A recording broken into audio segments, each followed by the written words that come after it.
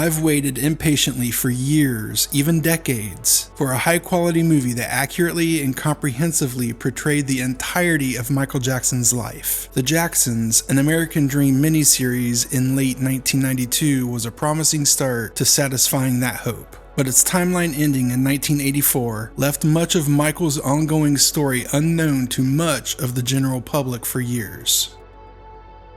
So when the producer of the award-winning Queen biopic, Bohemian Rhapsody, was announced in 2019 to be producing a film about Michael Jackson, I was delighted, but remained cautiously optimistic. However, when it was later revealed that Jaafar Jackson, Michael Jackson's nephew, would be portraying Michael in the biopic, along with the involvement of the estate and approval from much of the family, including Michael's sons Prince and Bigi, formerly known as Blanket, my cautious optimism transformed into full excitement and enthusiasm.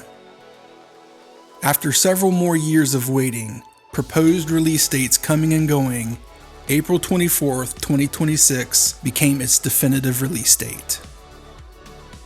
Months leading up to the release of Michael, anticipating new merch for the film, I visited the online stores of various theater chains daily, waiting for inventory updates. Between my visits, one of these sites finally released some of the movie merchandise, but had quickly sold out. Feeling disappointed, I decided to monitor other theater chains even more closely than before. My partner, noticing my frustration with the rapid sellouts, secretly turned to eBay. His due diligence combing through overpriced listings created by opportunists led him to finding a reasonably priced lot that included the Fedora popcorn bucket, popcorn tin with lid, and the black and silver diamond tumblers. He made the purchase, then surprised me with these items as a gift, which were delivered about a week before the film's release. It's worth noting that this Michael merchandise is manufactured by Golden Link, a cinema concessions and production company.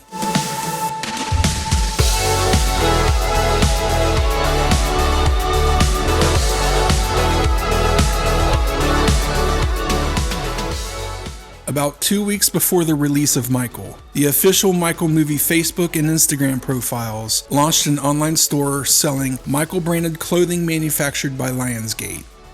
These stores were exclusively accessible through the Facebook and Instagram apps, not their websites. Upon discovering this, I promptly purchased this asphalt gray Michael poster tee.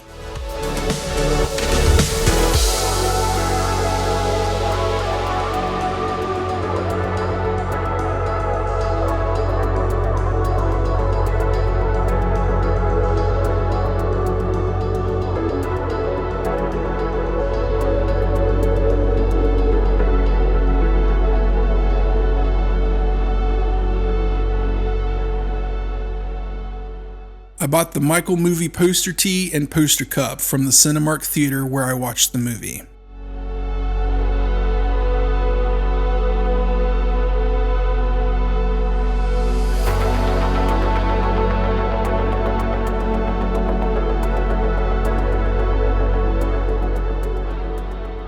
I'll soon be getting more Michael merchandise, including the gold microphone cup, which I understand isn't available in the United States, and the Silk Soft throw blanket.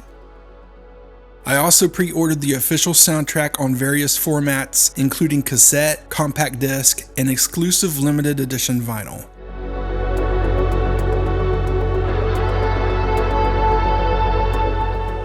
Now let's get to my experience and review of the Michael movie. The following will contain spoilers.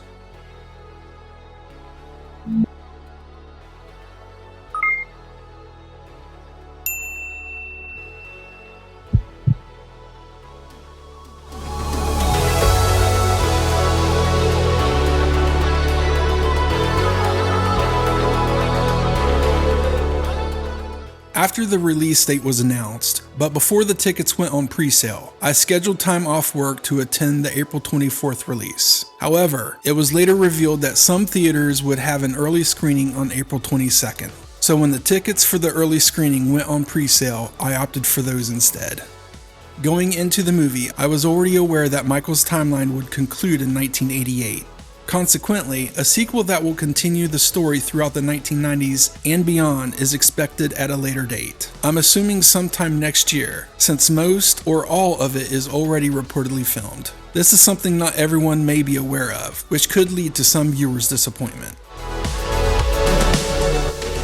Michael starts with the Jackson 5 already established, securing a record deal, and residing at Havenhurst. The plot progresses rapidly, reaching the album Off the Wall within approximately 30 minutes, at least based on my recollection. Michael is a musical extravaganza filled with incredible music, spectacular performances, and phenomenal acting from everyone involved. Particularly Jaafar Jackson as adult Michael, Giuliano Valdi as young Michael, and Colman Domingo as Joseph. Jaafar's portrayal of Michael is particularly noteworthy, especially through his voice, dancing, and character. The movie is fast-paced and never drags, keeping you hooked from the very beginning. When the credits roll, you'll be surprised at how quickly the 2 hours flew by. In fact, a guest who went with me was visibly disappointed when it ended, exclaiming, "It's over already? I was into it."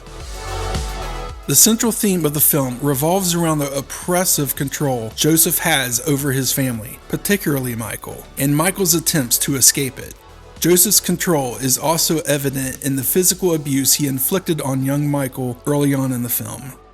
The movie delves into Michael's vitiligo and creams used to even out the skin discoloration, and the butterfly rash on his face indicative of his lupus. The film highlights Michael's first rhinoplasty and the reasons behind it. Additionally, it covers the Pepsi incident and the introduction of medication to alleviate his pain from the burn injuries. The film also showcases Michael's generosity and humanitarian efforts. For instance, gifting toys to sick children in the hospital and donating his $1.5 million settlement from the Pepsi incident to Brotman Medical Center, which is equivalent to approximately $4.5 million today. Additionally, the film highlights Michael's affinity for animals, including his pet rat as a child, and, as an adult, his llama, boa constrictor, and chimpanzee, Bubbles. Michael is a fantastic movie, but it does have a few shortcomings. For instance, there's no mention of Brooke Shields, Tatum O'Neal, or any other personal relationships. Also, there's no 1984 Grammy Awards, which I found surprising since that was a pinnacle moment for Thriller. The film only gives us a brief glimpse into the production of the Thriller album, but nothing from the production of Bad. There's also no references to the E.T. storybook and ATV music catalog dramas, or the Captain EO and We Are the World projects. There are also historical inaccuracies in the movie. This is common when creatives condense a large timeline into just a few hours, which may also explain why some of the things I mentioned weren't included, because of time constraints.